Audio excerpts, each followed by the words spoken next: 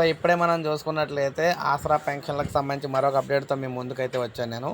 ఆసరా పెన్షన్లు ఏవైతే ఉన్నాయో ప్రభుత్వం అయితే మొత్తం మీద వీరందరినీ కూడా మోసం చేసినట్టుగానే తెలుస్తుంది. ఎందుకంటే నెలలు నెలలు గడిచిపోతున్నాయి కానీ ఆసరా పెన్షన్ డబ్బులు అయితే రావట్లేదన్నమాట. మొత్తం మీద చూసుకోవచ్చు. ఎందుకంటే మనకి ఫిబ్రవరి, మార్చి, ఏప్రిల్ వీటికి సంబంధించి ఆసరా పెన్షన్ డబ్బులు అయితే విడుదల చేయాలి. కానీ రాష్ట్ర ప్రభుత్వం ఎక్కడా కూడా దీనికి సంబంధించి ప్రస్తావన తీసుకురావట్లేదు. సో అసలు మనకు చూసుకున్నట్లయితే సీఎం రేవంత్ రెడ్డి గారు చెప్పిన మాట ఏంటంటే ఒకరికి సామాన్యంగా మామూలు వారందరికీ కూడా 4,000, ఒక్కొక్క ఎవరైతే దివ్యాంగులు ఉంటారో వారందరికీ 6,000 ఇస్తామని చెప్పారు.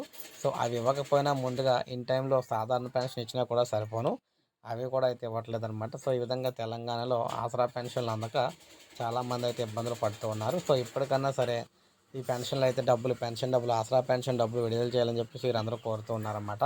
సో ఇది మనకి లేటెస్ట్ అప్డేట్ ఆసరా పెన్షన్లకు సంబంధించి. ఏ చిన్న అప్డేట్ వచ్చినా మీకు వీడియో రూపాయలు అందిస్తూ ఉంటాను. ఒక లైక్ చేయండి, సబ్స్క్రైబ్ చేసుకోకపోతే మన ఛానల్ సబ్స్క్రైబ్ చేయండి.